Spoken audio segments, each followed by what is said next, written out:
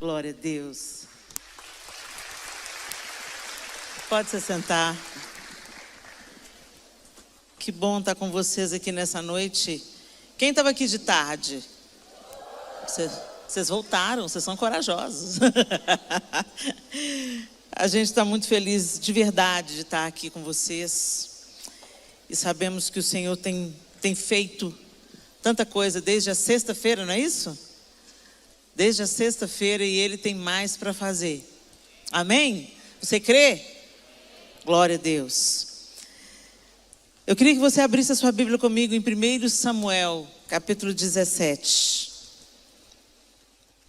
Nessa tarde, para aqueles que não estiveram aqui, nós falamos do poder de Deus aperfeiçoado na nossa fraqueza. Quando somos fracos, aí é que somos fortes. Nós falamos sobre a força que emerge da nossa dependência de Deus.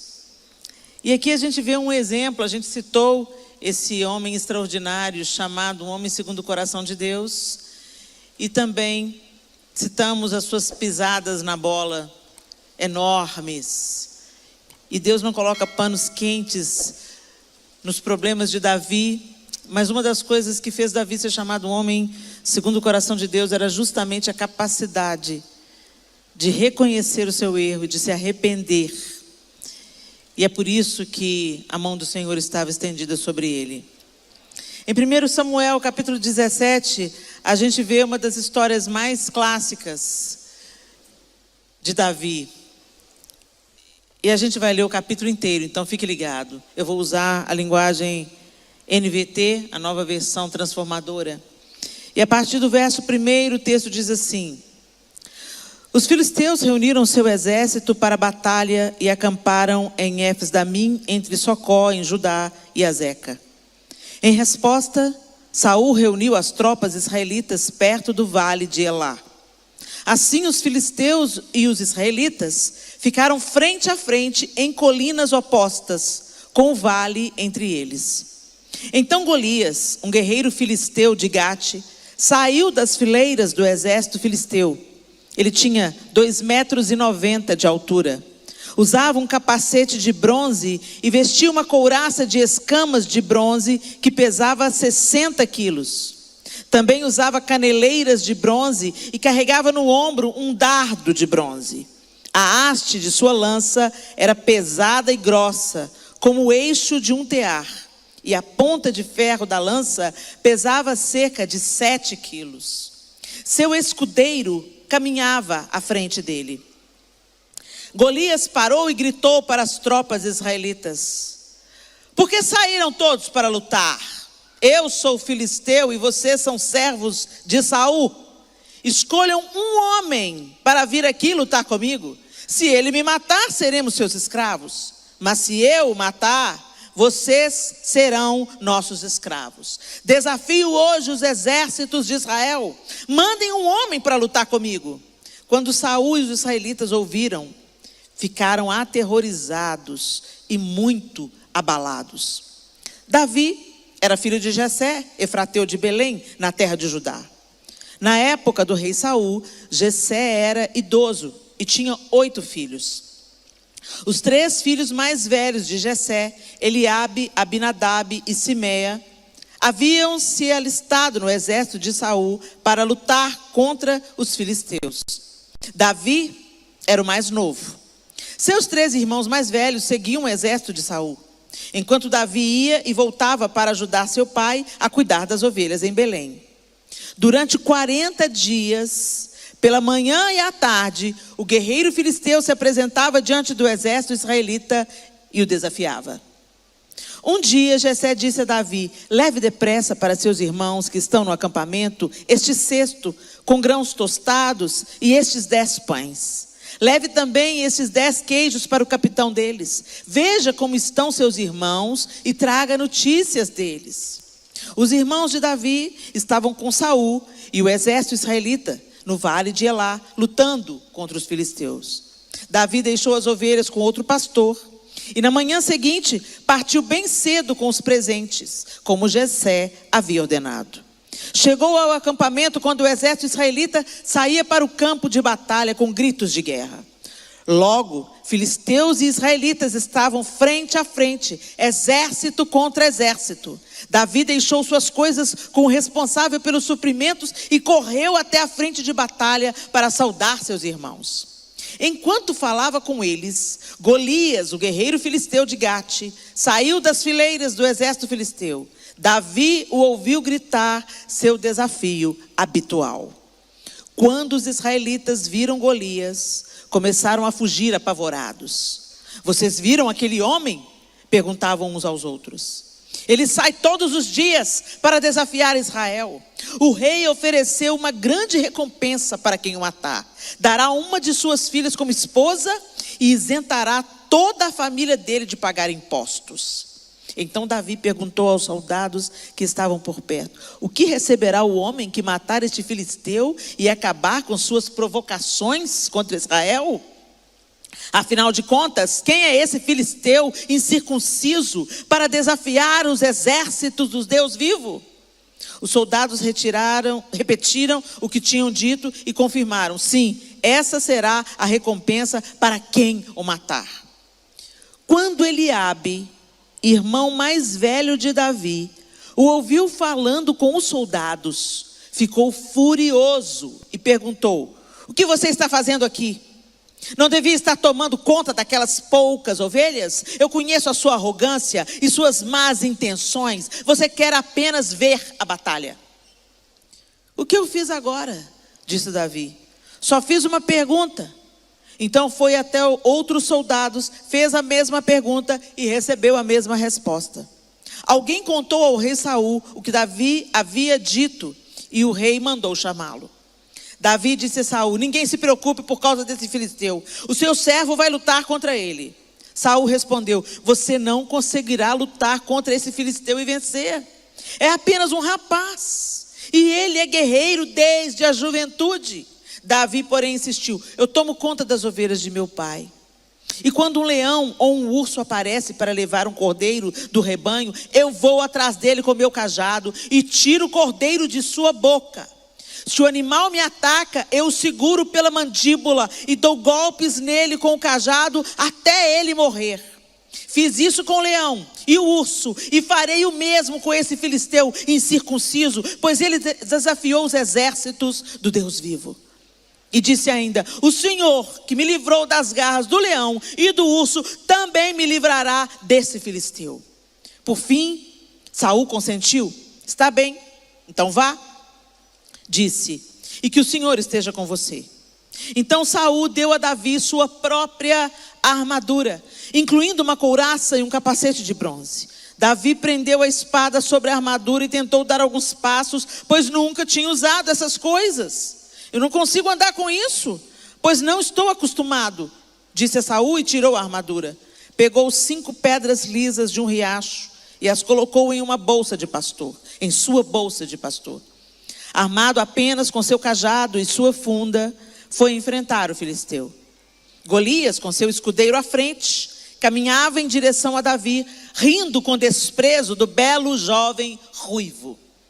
Gritou para Davi: por acaso sou um cão para que você venha a mim com um pedaço de pau? E amaldiçoou Davi em nome de seus deuses. Venha cá e darei sua carne às aves e aos animais selvagens, berrou Golias. Davi respondeu ao filisteu: você vem a mim com uma espada, uma lança e um dardo, mas eu vou enfrentá-lo em nome do Senhor dos exércitos, o Deus dos exércitos de Israel, que você desafiou. Hoje o Senhor entregará você em minhas mãos, e eu o matarei e cortarei sua cabeça. Então darei os cadáveres de seus homens às aves e aos animais selvagens, e o mundo todo saberá que há Deus em Israel. E todos que estão aqui reunidos saberão que o Senhor salva seu povo, mas não com espada, nem com lança. A batalha é do Senhor e Ele entregará vocês em nossas mãos. Quando o filisteu se aproximou para atacar Davi, foi correndo enfrentá-lo. Enfiou a mão na bolsa, pegou uma pedra e atirou-a com sua funda. A pedra acertou o filisteu na testa e ficou encravada ali. E Golias caiu com o rosto em terra. Assim, Davi venceu o filisteu e o matou com apenas uma funda e uma pedra, pois não tinha espada. Em seguida, correu até o filisteu, puxou da bainha a espada dele e a usou para matá-lo e cortar-lhe a cabeça. Vamos até aí.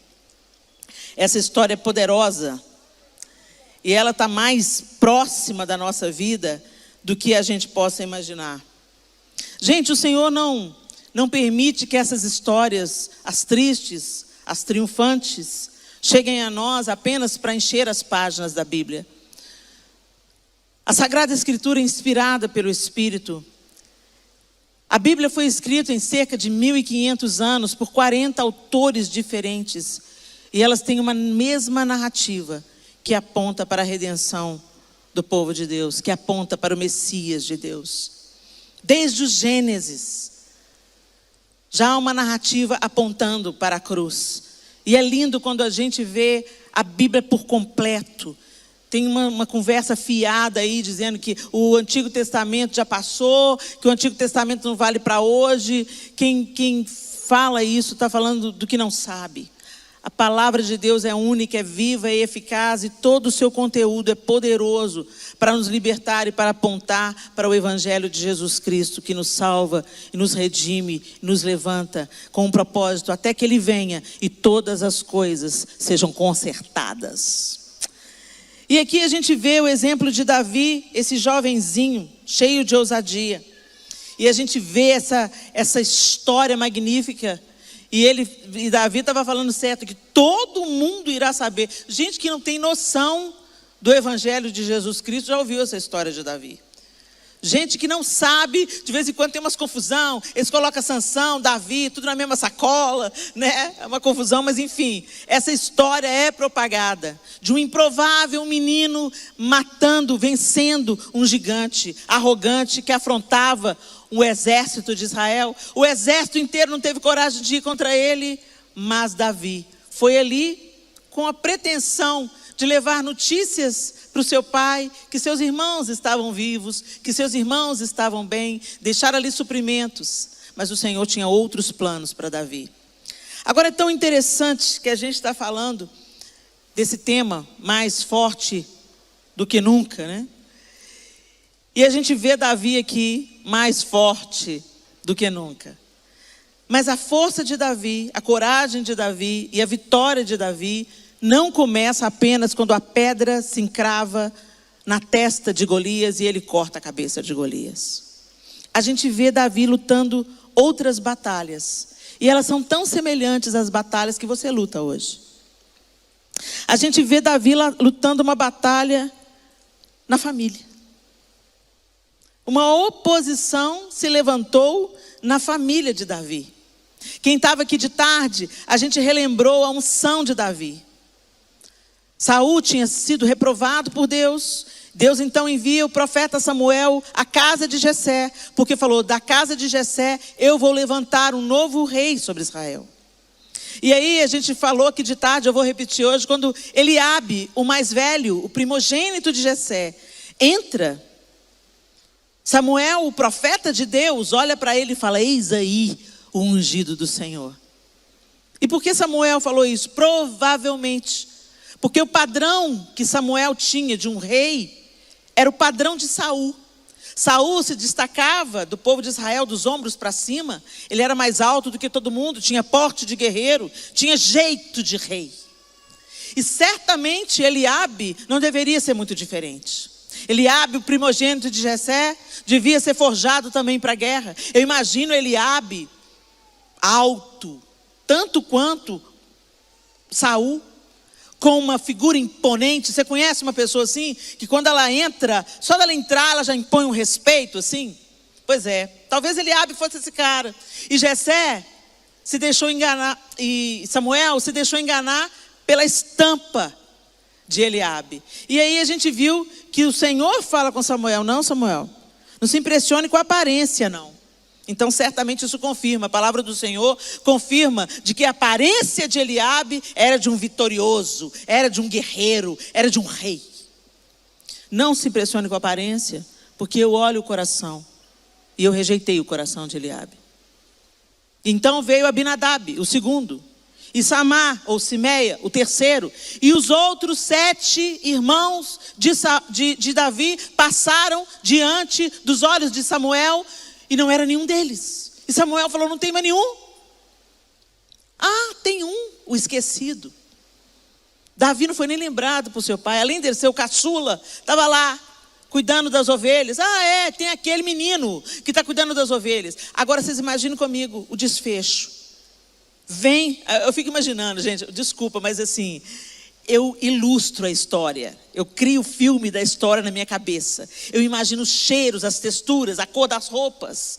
E isso faz a gente fixar a história. Então eu te aconselho, quando você ler a Bíblia, veja, enxergue a humanidade desses personagens. Não lê só como um documento. Entra na história, mergulha na história e deixa a história mergulhar em você. Então eu imagino que quando Jessé falou assim: tem Davi. Eu fico imaginando Eliabe cutucando Abinadab. Davi. Se não sou eu, não é você, não é Samar. E o resto aí não é, vai ser Davi. Aí entra Davi, eu fico imaginando Davi entrando, ruivo, pequenino, de gentil aspecto. Imagina ele suado, apressado, sujo, com cheiro de ovelha. E aí Samuel põe o olho nele e fala: eis aí, é esse aí. Pega o chifre, o óleo vai descer na cabeça desse. Imagina a cara de Eliabe. Aí dá para entender por que aqui ele desfere tantas palavras. Quando eu li esse capítulo, gente, por que Eliabe foi assim de graça, gente? De graça não. De graça não. Tem uma história por trás desse rancor. E a história já devia estar rolando há um tempo, porque Davi fala assim com ele: o que eu fiz agora? Significa que desde aquele dia que Davi foi ungido, eu fico imaginando a coisa na cabeça do Eliabe. Como é que é? Esse pirralho vai ser rei sobre mim? O profeta está doido? Eu sou o poderoso dessa casa. Aí dá para entender porque que Deus rejeitou o coração de Eliabe, né? A gente acha que é muito poderoso na terra. O Senhor continua sendo o mesmo, usando as coisas que não são para confundir as que são. Ele é o mesmo, Deus não mudou. E era da vontade do Senhor. E aquilo que a gente leu também, falou sobre Paulo, a gente é um vaso de barro mesmo, para que todos saibam que a excelência do poder é de Deus. Eliabe tinha a embalagem de rei, tinha a estatura de rei, tinha a experiência de guerreiro, mas não foi ele que Deus escolheu. E aí Davi começa vencendo um opositor na sua própria família. Não era qualquer opositor, gente, era seu irmão primogênito. O irmão primogênito nessa cultura tem o peso de um pai. O irmão primogênito é inspiração. Eu fico imaginando que Davi devia ser fã de Eliabe. Não mexe comigo não, hein? Sou irmão de Eliabe. Meu irmão mais velho é Eliabe. Conhece Eliabe? Eu fico imaginando a admiração que o caçula tinha pelo mais velho. Ele era forjado para a guerra. Ele tinha porte de rei. Ele era o irmão primogênito. E de repente o irmão primogênito passou a odiá-lo, a invejá-lo. Só essa é a justificativa para ele dizer palavras tão duras para Davi. Ele começa a julgar Davi e a desmerecer o que Davi faz. Ele começa falando para ele assim, no verso 28, quando Eliabe, irmão mais velho de Davi, o ouviu falando com os soldados, ficou furioso e perguntou: o que você está fazendo aqui? Ele foi lá para levar notícia do pai. Ele foi lá porque o pai mandou. Não devia estar tomando conta daquelas poucas ovelhas? Desmereceu o que ele faz. Eu conheço a sua arrogância. e suas más intenções. Você quer apenas ver a batalha. Ai, que má intenção. Que arrogância. Ele quer ver a batalha. Que coração peludo do Davi. Na verdade, gente, quando a gente critica alguém com muita ênfase, talvez o que te incomoda muito no outro seja o espelho do que está oculto dentro de você mesmo. Hashtag fica a dica. Mas ele teve que vencer uma adversidade que se levantou na sua própria família. Foi o irmão dele, o primogênito, o mais velho, aquele que ele admirava, que de repente passou a ter ódio dele, e que vira para ele, e que humilha ele publicamente. Ele não chamou Davi no cantinho, não. Ele gritou com Davi na frente de todo mundo: que vieste aqui? E com quem deixou aquelas poucas ovelhas do deserto? Eu conheço a maldade do seu coração, a sua presunção, a sua arrogância, que você veio aqui para ver a batalha. Davi vira para ele e fala assim: o que eu fiz agora? Esse que eu fiz agora dá a impressão de que desde aquele dia que Davi foi ungido, ele está aguentando na cabeça dele. É ou não é? O que é dessa vez, Eliabe? O que é dessa vez? Mas ele não perde o seu foco. Ele continua focado no seu verdadeiro inimigo. E isso tem que acontecer na nossa casa. Muitas vezes quando eu falo essa palavra, o pessoal logo se coloca no lugar de Davi. Tem um Eliabe lá em casa, Helena. Ah, tem. Mas você já parou para pensar que você que pode ser o Eliabe? Você já parou para pensar que você pode estar lançando uma palavra maldita sobre o seu filho, sobre o seu pai, sobre a sua mãe, sobre o seu irmão, sobre a sua irmã? Que você pode estar desmerecendo o ofício do seu pai, da sua mãe, do seu marido, da sua esposa, do seu irmão, da sua irmã, do seu filho. Eliabe grita, rejeita, acusa. Será que você é o Eliabe da sua casa? Qual é o inimigo que está se erguendo na sua família? Eu quero que você entenda o seguinte: Eliabe estava ferido. Eliabe provavelmente estava com inveja. Eliabe estava com o coração peludo, como eu digo. Mas a nossa luta não é contra carne e sangue. Hoje nós temos essa clareza. Que a nossa luta é contra principados e potestades. As pessoas se tornam instrumentos de feridas. Elas são manipuladas pelas trevas de acordo com a sua própria vulnerabilidade e de acordo com as suas próprias feridas. E elas se tornam um alvo fácil para serem ainda mais feridas e se tornarem também um instrumento para fazer feridas nas outras pessoas. Então nós precisamos de ter força, sermos fortes para vencer o inimigo que se ergue dentro da nossa casa, dentro dos nossos relacionamentos interpessoais, dos nossos relacionamentos mais próximos, porque como diz a Bíblia, os inimigos do homem são da sua própria casa. Para os de fora a gente coloca a máscara social e a gente é bonzinho e a gente fala a paz do Senhor.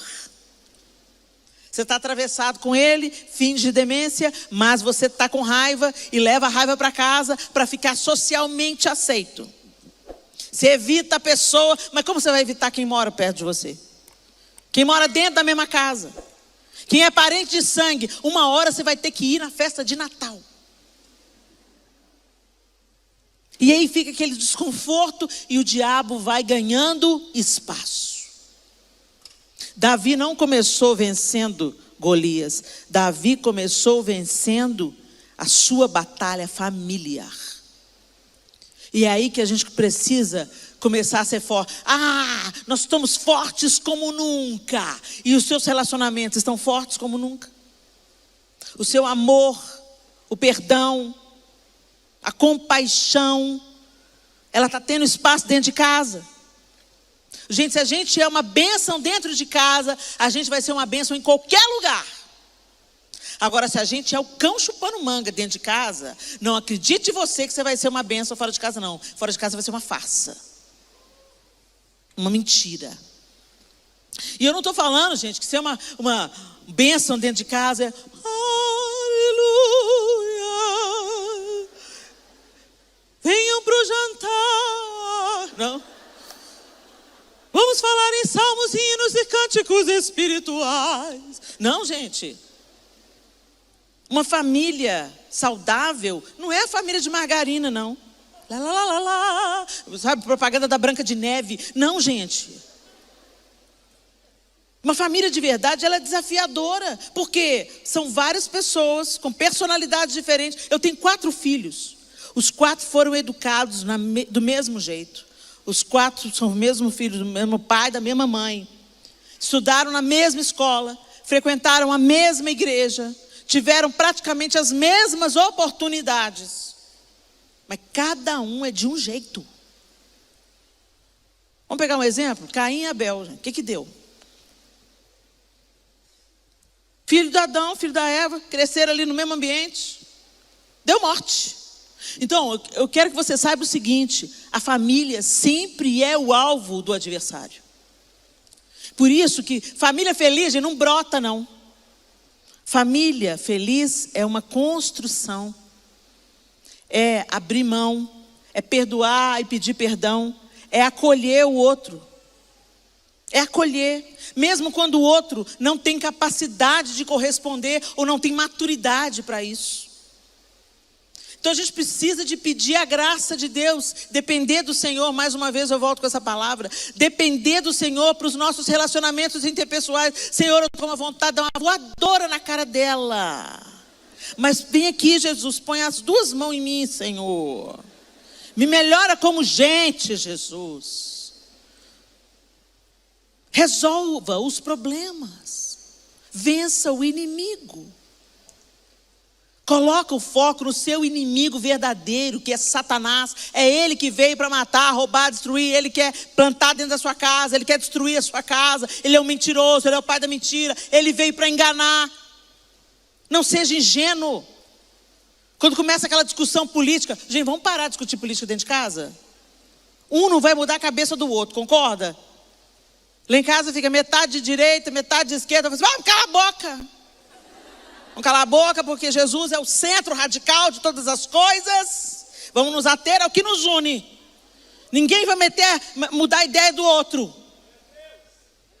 E cada um arque com a responsabilidade do seu voto. E tenho dito.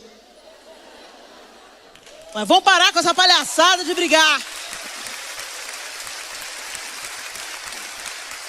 O amor de Cristo nos une. O amor de Cristo é mais importante. A cruz é mais importante. E governante nenhum vai resolver a parada. Hashtag fica a dica. A gente vai trabalhar, a gente vai fazer o certo, a gente vai votar com consciência, porque a gente é cidadão. Agora, quem vai resolver a parada dessa bagaça é Jesus Cristo. Ele volta e coloca tudo em ordem. Até lá, é a igreja vivendo sob esse reino é que coloca a ordem na parada. Se o meu povo, que se chama pelo meu nome, se humilhar e orar e me buscar e se converter dos seus maus caminhos, eu ouvirei do céu, perdoarei os seus pecados, sararei a sua terra. O nosso Brasil é o reflexo da igreja. Então, boca no pó. Bora. Campanha, boca no pó. Vença o inimigo dentro da sua casa. Não dê oportunidade para ele. Construa memórias. Orem juntos. Perdoem e peçam perdão. Interrompam o trabalho e a estratégia do inferno na sua casa. Davi simplesmente falou: o que eu fiz agora? Davi podia ter ficado ali argumentando. Olha, deixa eu te falar, você é um invejoso, rapaz. Pensar que eu perdi meu tempo te admirando, cara. Tomara que você morra aí nessa batalha. Não, ele falou: o que eu fiz agora, Eliabe? Como é que é mesmo? Que é para fazer? O que o rei vai dar? Ele voltou para o foco. O problema de Davi não era Eliabe. E do coração do homem é o Senhor que trata. Então você tem aquela pessoa difícil na família. Ama e ora. Ora e ama. Abraça, beija. Você está pedindo demais, Helena. Não estou pedindo demais, não. Deus deu o filho dele para morrer por você. Então vai lá e mata o seu ego. E dê o passo. Se você quer colher amor, planta amor. E se não voltar na mesma via, vai voltar de outro jeito. Mas no que depender de você, tenha paz com todos os homens. E que isso comece dentro da sua casa. Vença o inimigo. Vira para quem está do seu lado e fala assim: você é forte para vencer o inimigo dentro da sua casa.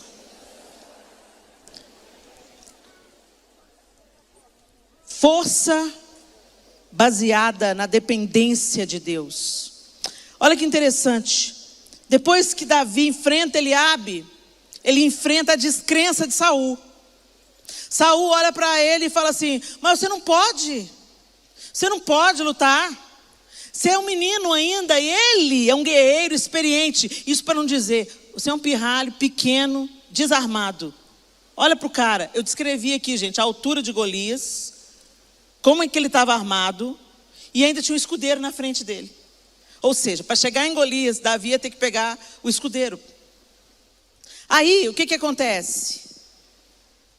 Davi apresenta para Saul um testemunho.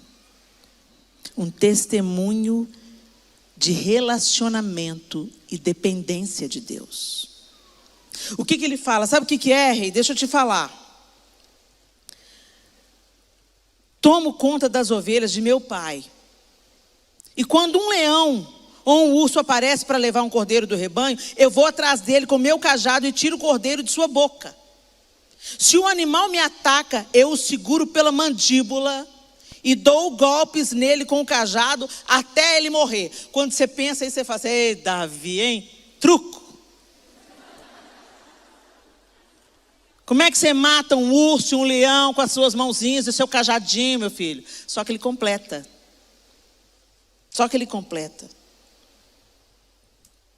Fiz isso com o leão e o urso e farei o mesmo com esse filisteu incircunciso, pois ele desafiou os exércitos do Deus vivo. E disse ainda: o Senhor me livrou das garras do leão e do urso também. Ele me livrará desse filisteu. Então ele reconhece.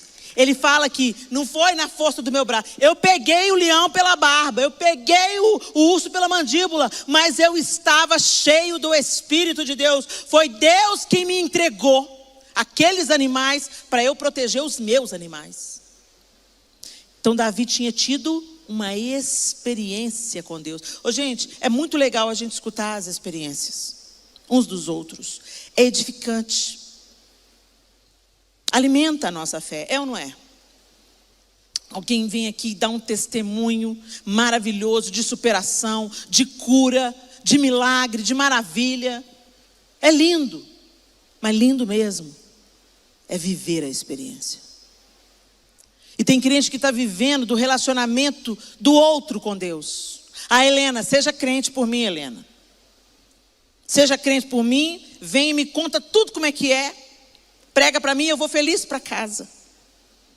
Eu venho para a igreja, o pastor tem uma palavra tão abençoada, ele contou um testemunho, ele me encorajou tanto. Beleza, mas isso vale para o pastor, né? Porque eu sou mais ou menos. Não, crente é o pop gospel, eu sou mais ou menos. Gente, não tem um maior do que o outro aqui não. A gente é tudo filho de Deus, a graça nos nivela. Nós somos todos iguais, todos dependentes do Senhor.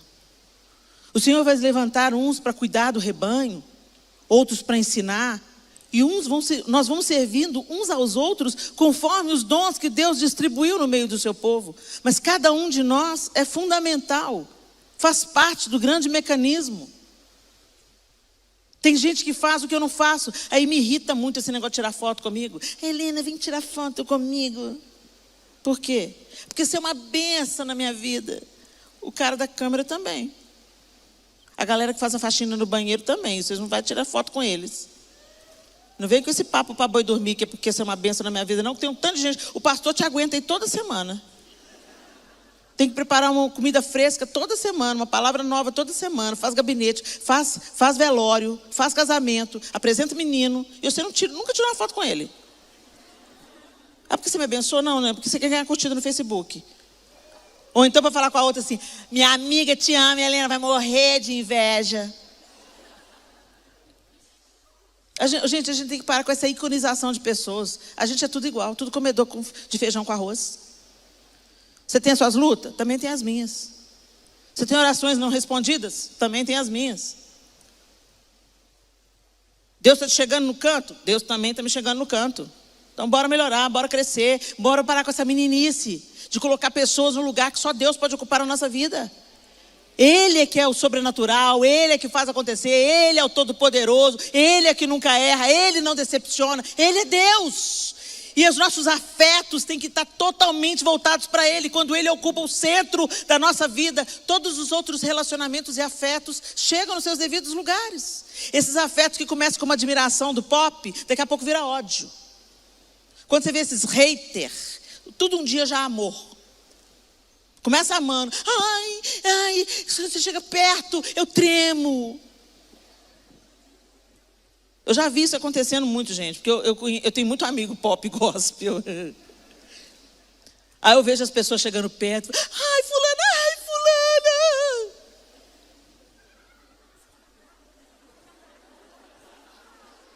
Não me faz te pegar nojo.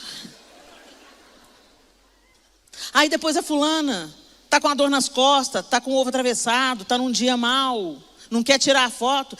Meu mundo caiu. Aí o amor virou ódio. Isso nunca foi amor. Isso é um afeto distorcido, doente, é uma idolatria.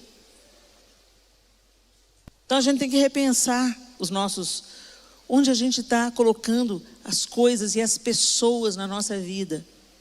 E nós precisamos entender que nós, como cristãos, temos uma responsabilidade. Para de esperar que o outro seja crente por você, seja. Tem gente que senta lá atrás na igreja, aí entra o visitante. Aí ninguém chega perto, uma igreja desse tamanho, ninguém viu o visitante, mas você viu. Chega o visitante, entrou, ninguém cumprimentou, ninguém falou com ele, saiu. No domingo que vem, entrou o visitante de novo, saiu. Aí você fica escandalizado, fala assim: nossa, nessa igreja, gente, que absurdo essa igreja. O visitante é o terceiro domingo que entra e sai, ninguém vem, ninguém cumprimenta, ninguém dá parte do Senhor, ninguém fala seja bem-vindo. Você viu? Vi. Não fez nada. Não. E a culpa é da igreja. A culpa é sua. Tem responsabilidade. Gente, nós somos igreja.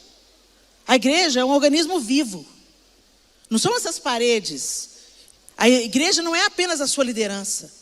Cada um de nós tem uma responsabilidade no corpo de Cristo. Se eu vejo um problema e aquilo me incomoda, Deus está te convocando para tomar o seu lugar na trincheira. Entra você na trincheira e para de jogar a responsabilidade para o outro. Ah, os irmãos ricos tinham que ajudar. Tem aquele papo. Eu sempre coloco no meu Instagram um incentivo de vão ajudar tal obra, tal frente de batalha. Tem o pastor Rica lá na Cracolândia, tem a Jéssica Delinos lá no Níger, cuidando das crianças de desnutrição. Tem a casa de Marimata, que é de Mel Williams, cuida no Rio de Janeiro. Um tanto de obra já estabelecida que a gente pode ser participante, ajudando. Aí de vez em quando tem umas emergências, eu convoco o povo. Pois é. Por que você não faz o convite para os seus amigos gospel rico? Porque Jesus nunca precisou da riqueza de ninguém. Ele se alegrou com a oferta da viúva. Foi isso que impressionou Jesus. Ela deu o que ela tinha. E a gente fica esperando. O rico vai fazer alguma coisa. Se o rico tiver que fazer uma coisa, Deus toca no coração dele. Não é você que vai tocar. Para de vigiar a fortuna do outro e faça você a sua parte. Seja você a resposta. Seja você a solução. E a gente vive nesse negócio, vivendo da experiência do outro, esperando que o outro seja crente, esperando que o outro doe, esperando que o outro seja compassivo, esperando que alguém faça o que é para você fazer. Busque a sua experiência, a sua vivência com Deus. Cave até a água jorrar. Entra no teu quarto, fecha a tua porta e fala: Deus, eu quero te conhecer. Eu não quero ser só o cara que lê a Bíblia, vai lá na igreja domingo, levanta as mãos, dá o dízimo e a oferta, ufa, cumpri minha obrigação. Eu quero ter um relacionamento com o Senhor. Eu quero identificar a sua voz no meio de tantas outras vozes que eu tenho dentro da minha cabeça. Eu quero saber quando é o Senhor que está falando comigo. Me ajuda, Senhor. E, gente, intimidade se cultiva. Se cultiva.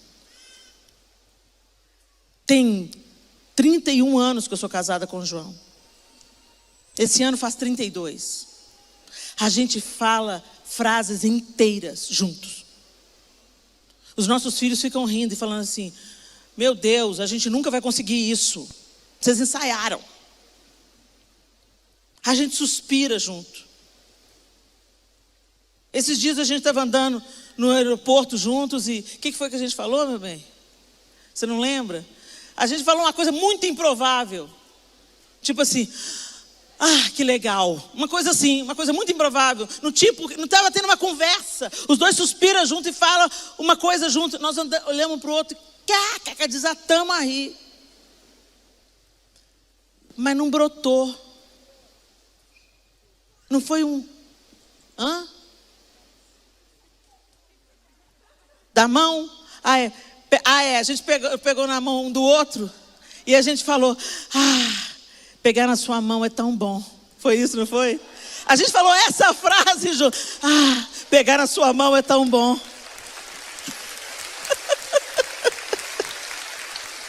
Helena, que romântico, que Hollywood. Não é Hollywood coisa nenhuma. Hollywood não é o padrão para nada. O padrão é Cristo. Cristo e a igreja, a noiva e Jesus. Intimidade espiritual, emocional. Serão os dois uma só carne. Isso é construído. É ficar firme no dia da tempestade. É nutrir o amor para que no dia que estiver fraquinho, ele se recupere da doença. É isso que acontece nos relacionamentos. E não é diferente com o nosso relacionamento com Deus. Deus quer ter intimidade com você. Para você andar na mesma frequência que Ele anda. Para você pulsar na mesma frequência. E, gente, nós precisamos de arrumar isso logo. Porque é questão de sobrevivência daqui para frente. Nós precisamos estar na mesma frequência que o Espírito de Deus está. Nós precisamos ser dirigidos pelo Espírito. Nós precisamos discernir a voz de Deus. Nós precisamos andar no Espírito. E aí não vai valer a experiência do outro, não. Davi não foi contar a experiência de um dos irmãos dele. Ele falou assim: eu matei um leão e um urso, porque o Senhor me entregou na minha mão. E o Senhor, se Ele me entregou um leão e um urso, que estava defendendo a comida deles, quanto mais Ele vai me entregar esse circunciso aí, que está desfazendo das tropas do Deus vivo. Você precisa de extrair a sua força do relacionamento com Deus. Porque a religião não te mantém de pé no dia mau. Olha para quem está do seu lado e fala assim: a religião não te mantém de pé no dia mau. É por isso que tem um tanto de gente decepcionado. Estou decepcionado com a igreja. Por quê? A igreja é o lugar dos picaretas se encontrar. Fala, aqueles que têm consciência do seu próprio pecado, da sua própria limitação. Quem é crente reconhece o seu estado lastimável e a sua dependência de Deus. E que está em processo de transformação e de santificação. É um hospital, gente. Uns aqui estão com câncer terminal, outros com a unha encravada. Mas todo mundo precisando de tratamento. E o Senhor é o remédio. E Ele deixou bem claro: eu não vim para os santinhos, Eu vim para os doentes. Ou seja, né, gente, para todo mundo. Só que os fariseus se achavam. Eles se achavam. E esse é o problema que está ocorrendo nas nossas igrejas. A altivez espiritual. Uma pseudo-espiritualidade que está nos distanciando de Deus. A gente tem cara de crente, roupa de crente, fala o crentez fluente. Mas não parece com Jesus nas suas atitudes, nas suas escolhas e no seu dia a dia. Na igreja, sangue de Jesus tem poder. Queima ele, está amarrado. Misericórdia. Mas dentro de casa, melhor calar. Extrai a sua força da dependência do relacionamento com Deus. Davi tinha uma história com Deus. Davi conhecia Deus. Davi tinha visto a força de Deus quando ele pegou aquele leão e aquele urso. Não era a experiência de terceiros, era a experiência dele.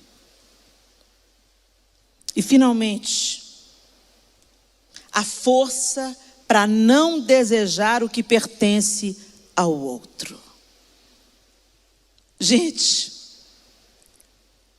nós vivemos o tempo que a gente quer ser o outro.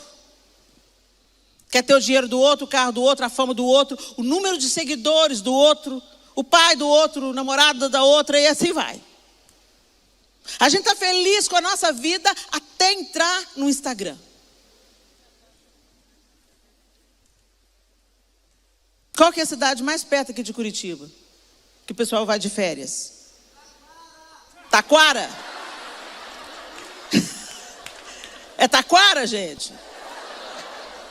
Um fã de... É Taquara que chama? Jaguara? Itaguara? Pelo amor de Deus, gente, alguém me traduz esse nome. Iraquara.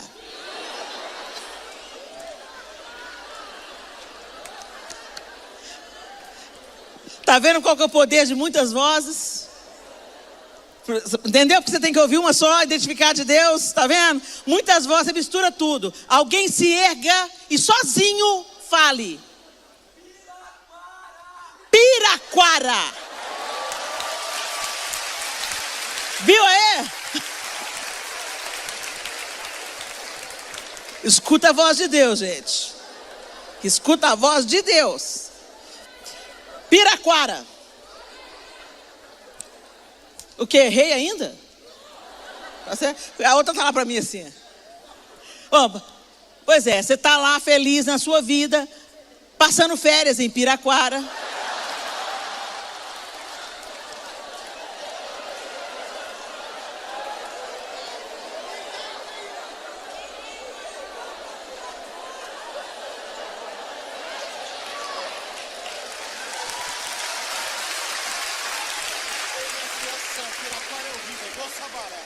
Pois é isso, é isso. Não, é isso mesmo, é Piraquara mesmo. É esse exemplo. Pois é, gente. Você está lá passando férias em Piraquara. Você sabe do que eu estou falando. Eu não sei, mas você sabe.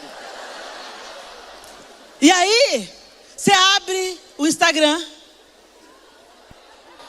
e sua amiga está em Paris. Entendeu? Te sobe um ódio. E você começa a questionar até a terceira geração. O que ela está fazendo em Paris? Nossa, está com dinheiro, hein? O marido dela deve estar roubando. E você começa no seu coração e na sua mente questionar o sucesso da sua amiga. Porque você está em Piraquara e ela está em Paris.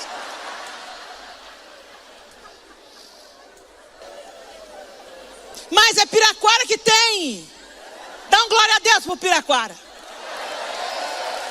Você está vivo em Piraquara. Oh, aleluia. Glória a Deus.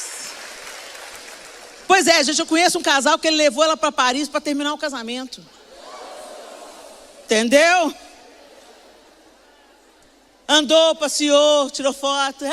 Depois no último dia, então, querido, te trouxe aqui porque o casamento não está dando mais. Eu queria terminar em grande estilo.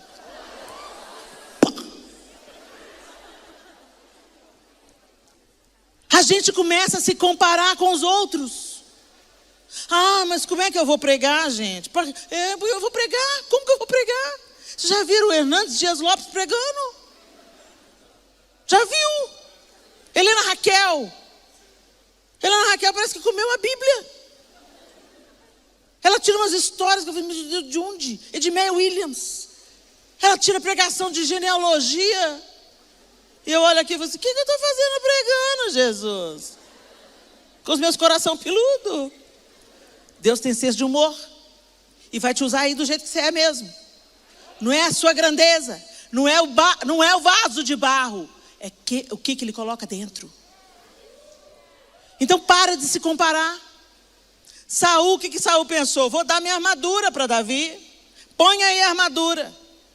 Davi conseguiu andar com aquela armadura, gente. Por quê? Porque não era dele. Não era o número dele. Não era o tamanho dele. Não era a especialidade dele. Davi não sabia nada sobre lança, escudo, armadura, capacete. Ele não sabia, era de pedra e funda.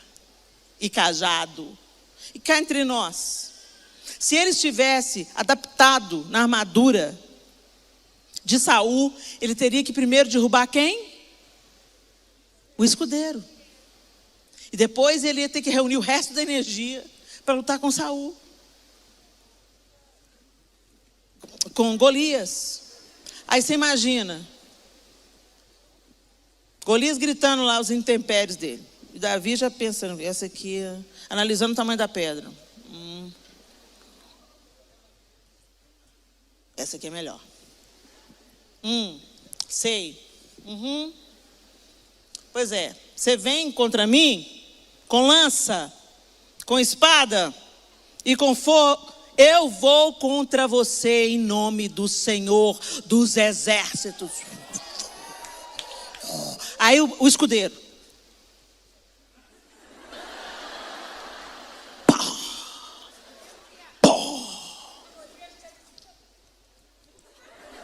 Não se fala, o texto bíblico não fala mais do escudeiro. Ele não era bobo nem nada. Saltou fora. Porque ele viu que aquele menino, ruivinho, de gentil aspecto pequeno, manejava muito bem a ferramenta que ele tinha. Deus te deu algo. Pare de se comparar. Para de querer ser o outro já tem. Para de querer cantar igual o outro. Gente, eu lembro quando o Diante do Trono surgiu. Isso não é da sua época. Eu não sou velha, eu sou vintage. Quando o Diante do Trono surgiu, a grande queixa dos pastores é que todas as líderes de louvor viraram Ana Paula Valadão. Os espontâneos, elas faziam igualzinho. E quando o pastor cortava o espontâneo, elas ficavam bravas. Toda vez que cantava para esses, não são de carros ou de mansões, dê um brado de vitória. Todo mundo queria fazer igual a Ana Paula. Elas foram descaracterizadas. A beleza da Ana Paula estava em ser Ana Paula. A beleza da Nívia está em ser a Nívia. A beleza da Júlia Vitória está em ser Júlia Vitória. Seja você. Deixa o rio de Deus fluir de você na sua singularidade. Para de se comparar. Ah, mas ele é mais do que eu. Ele é. Mas ele é ele, você é você. Não é um concurso para saber quem chega primeiro. No reino de Deus, o importante é chegar. Não é a posição que você vai ocupar na corrida, não. É completar a carreira, guardar a fé. Ser fiel até o fim. É isso que conta. Esse negócio de comparação nasceu no coração de Lúcifer. Já tinha tudo, de repente desejou ter mais. Já era grande, de repente desejou ser como Deus. A comparação e a competitividade nasceu nele. Jesus, em contrapartida, sendo tudo, se fez nada, se esvaziou e encarnou. Não entra no modelo de Satanás, porque isso está te atrasando. Isso está te enfraquecendo. Às vezes você começa a fluir naquilo que Deus deu você para fazer. Aí você abre o Instagram. Ô gente, se teu Instagram está te fazendo mal, eu vou orar para Deus queimar seu celular. Né, gente? Para de assistir, para de ver a vida do outro, se está te fazendo mal. Vai lá, pede a Deus para arrancar a inveja do seu coração. É inveja. Sabe aquele ranço que você tem daquela pessoa que você nunca sentou para conversar? É inveja. Você fala assim, ranço. Inveja. Eu sei do que eu estou falando porque eu já fui invejosa morta. É a insatisfação porque o outro está brilhando. É a insatisfação porque Deus está abençoando o outro financeiramente. É a insatisfação porque o outro está tirando férias em Paris e você está em... Entenderam? Para de se comparar. Seja grato. Seja feliz pela vida que você tem. Você está vivo aí, ó. Se alegre com as pequenas coisas. Tem gente que você vê sorrindo no Instagram, você não sabe o que carrega, o que está por trás dos sorrisos e das viagens. Às vezes um vazio tão enorme. E às vezes não, às vezes a vida dele é boa mesmo, é feliz mesmo. Glória a Deus. Né? Glória a Deus, vamos alegrar com os que se alegram. Que é isso que a Bíblia manda a gente fazer. Vamos nos alegrar. É mais fácil você chorar com quem chora do que se alegrar com quem se alegra. E o dia que você conseguir se alegrar com a vitória dos seus irmãos, com a prosperidade dos seus irmãos, você pode ter certeza que você está ficando mais parecido com Jesus. E é para isso que a gente está caminhando, gente. Não tolere a sua inveja. É pecado. Confesse diante de Deus e fala assim, eu não aceito ficar assim. Eu estou abençoando fulano. Eu estou agradecendo ao Senhor pela vida do fulano. Meu coração está peludo. Tosa ele, Jesus. Então perceba, gente. Davi venceu Golias, sim. E ele foi revestido de poder e de força da parte de Deus para conseguir essa grande vitória. Essa vitória triunfante, célebre, famosa, notória. Mas foram as pequenas vitórias que fez Davi receber essa autoridade da parte de Deus. Ele venceu o inimigo dentro da sua própria casa.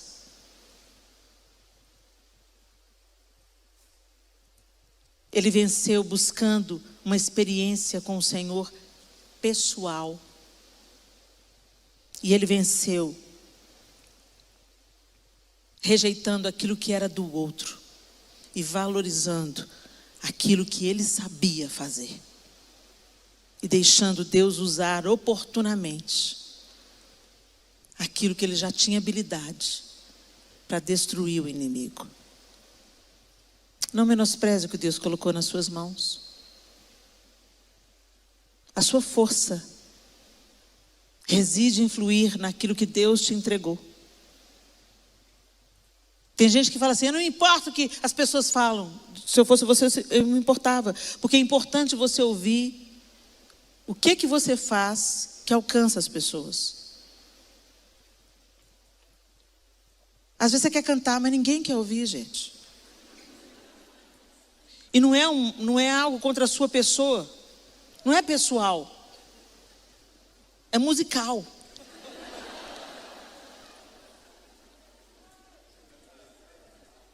Eu fui a pessoa que mais testou solo no Diante do Trono. Fiz poucos. E minha voz tem muitos limites. Mas eu queria ser atriz e cantora. Mas Deus tinha me dado a oratória. Deus tinha me entregado a palavra desde a época que eu nem tão firme estava na presença dele.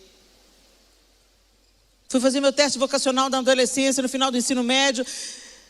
E ela falou assim, ponto 1, música, atriz. Não, Helena, o seu ponto 1 deu oratória. Oratória. O que eu vou fazer com isso? Helena, oratória é quando você fala e as pessoas querem ouvir o que você tem a dizer.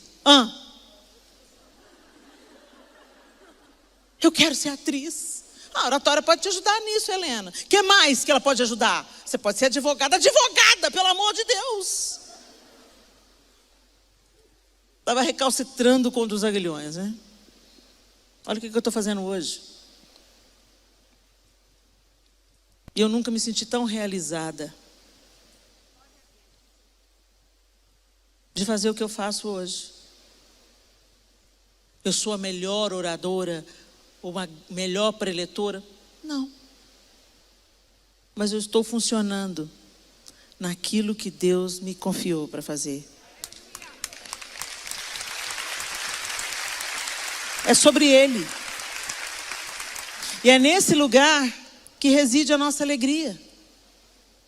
E eu comecei a ver que as pessoas ficavam quando eu começava a falar.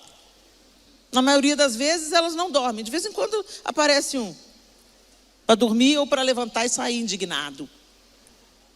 Mas isso é para eu saber que o vaso é de barro. A excelência do poder é de Deus. E Ele faz o que Ele quer, com quem Ele quer. E eu quero que Ele conte comigo e com aquilo que Ele me confiou nas mãos. E a comparação mata você. E o diabo vai usar a boca de outros Eliabes para desmerecer o que você faz. Já chegaram para mim e perguntaram: Helena, o que você acha de fulana de tal? Uma grande bênção, uma mulher de Deus. Está se destacando mais do que você, né? Glória a Jesus, né? Porque é sobre o reino, não é uma corrida entre nós duas. Quem ganha é o reino. E a geração que vem depois de mim, meus ombros é o chão. Eles vão além, eles vão mais alto. Esse é o desejo. É uma corrida de revezamento de bastão. E eu desejo que a próxima geração seja mais veloz do que eu, mais assertiva do que eu, mais técnica do que eu, melhor do que eu nessa corrida. Porque é tudo sobre o Senhor. E não é sobre nós que passamos como o vento. Não se compare e não permita que as pessoas gerem demandas e ciúmes e disputas onde elas não têm que acontecer. O reino de Deus é um só. Eu fico tão feliz de ver o Charlão aqui. Ele é pastor da Igreja Batista da Lagoinha, minha igreja. E ele está aqui, na PIB, sentado, ouvindo a ministração. É sobre isso. Nós somos um só. Nós somos um. Feche seus olhos.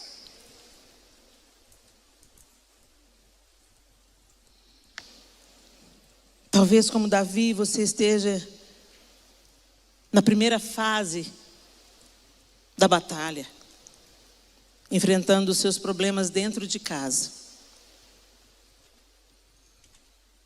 Os relacionamentos estão difíceis.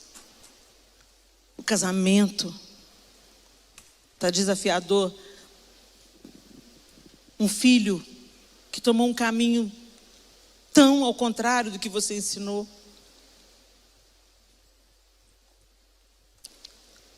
Um marido que abandonou a casa.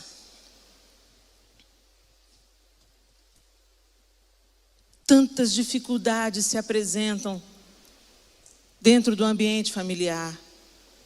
Sogras e noras que não se falam. Irmãos que se evitam.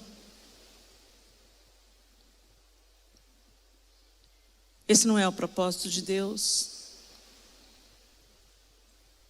As famílias não são perfeitas, mas elas podem ser saudáveis. Pode haver perdão, pode haver recomeço. Pode haver cura. Discirna o seu verdadeiro inimigo. Às vezes o seu verdadeiro inimigo é o orgulho. Não, mas foi ele que errou primeiro. Não, é ele que tem que pedir perdão. Não é ela que é a culpada. O divórcio foi instituído por causa da dureza do coração do homem. Casamentos são destruídos pelo orgulho. Filhos são feridos pelo orgulho. Pais são desonrados pelo orgulho.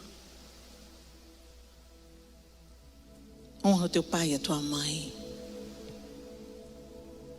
Não irritem seus filhos. Maridos, cuidem das suas esposas como Cristo cuida da igreja. Esposas, respeitem seus maridos como a igreja se submete a Cristo. Discirna e vença o seu inimigo.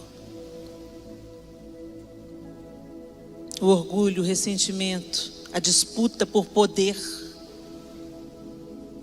a raiva, a amargura, desconfiança, traição. Chame o Senhor para a sua família. Que os Eliabes sejam calados e que você não seja um Eliabe dentro da sua casa.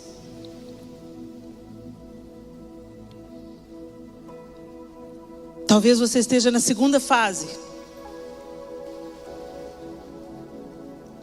distante de Deus,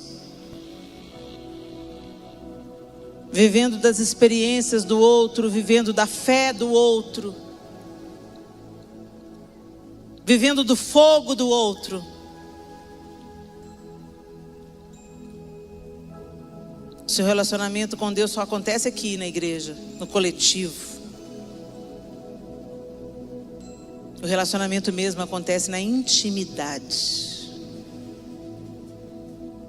Deus quer ter intimidade com você. Intimidade. Ele quer falar coisas pessoalmente. Quer te corrigir, quer te exortar. E o Espírito Santo quer forjar Cristo em você. E para isso tem que ter proximidade. Você tem que andar junto para se tornar parecido com uma pessoa. Talvez você esteja na terceira fase, invejando o outro. Ah, Deus, por que eu não tenho a voz de fulano?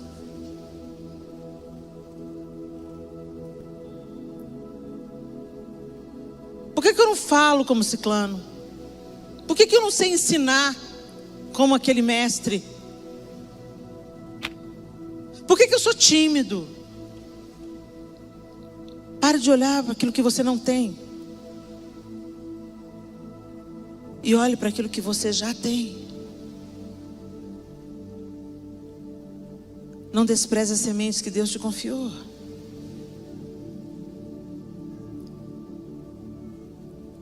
O nosso ministério não está atrelado ao que se é feito dentro da igreja. Nós somos ministros no mercado, adoradores onde estivermos, filhos de Deus, filhos da luz, na universidade, no trabalho.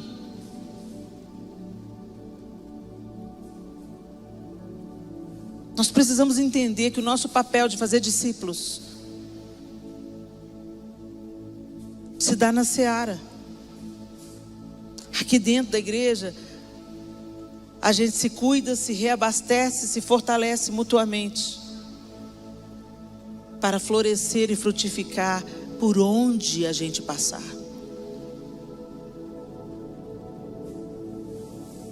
Se você acender um palito de fósforo na mais densa escuridão, esse palitinho de fósforo vai quebrar a escuridão. Mais uma lâmpada em um lugar que tem tantas lâmpadas não vai fazer tanta diferença. Mas uma luz brilhando na escuridão faz toda a diferença. Seja uma bênção no seu trabalho. Seja uma bênção na escola onde você estuda. Seja uma bênção no trabalho doméstico. Seja uma bênção cuidando das crianças. Seja uma bênção passando camisas. Seja uma bênção fazendo bolos para vender na cantina, para sustentar os missionários no campo. Seja uma bênção florescendo onde Deus te plantou, fazendo as sementes que Ele te confiou frutificarem para a glória de Deus e para a expansão do reino. Tem pessoas que nunca vão entrar na igreja por puro preconceito, mas elas podem entrar no seu salão de beleza. Elas podem entrar no sacolão que você administra. Elas podem entrar na loja que você trabalha ou gerencia. Pare de se comparar. E aí então, Deus vai te habilitar para derrubar gigantes maiores. Vença em casa. Vença no secreto.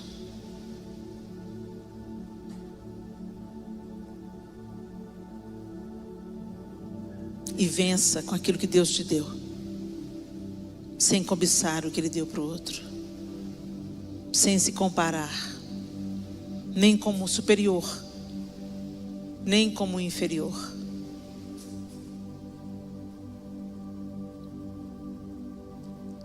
Esse é um momento de pensarmos e nos rendermos.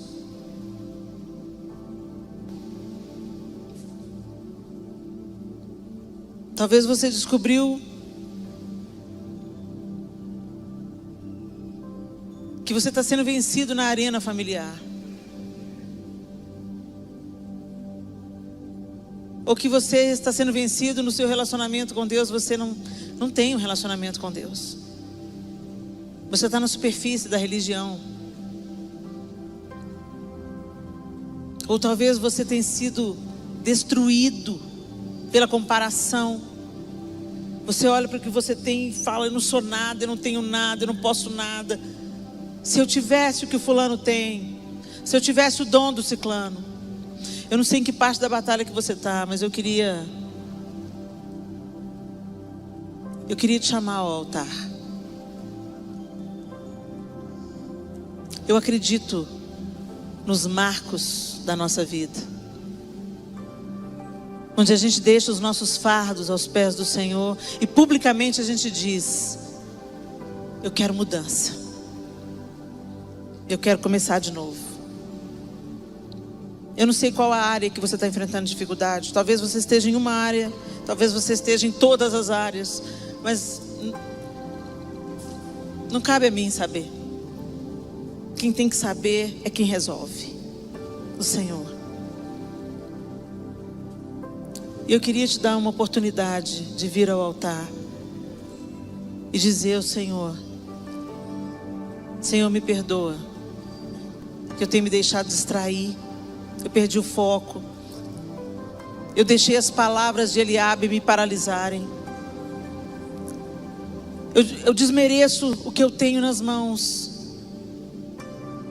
Mas eu não quero mais que seja assim.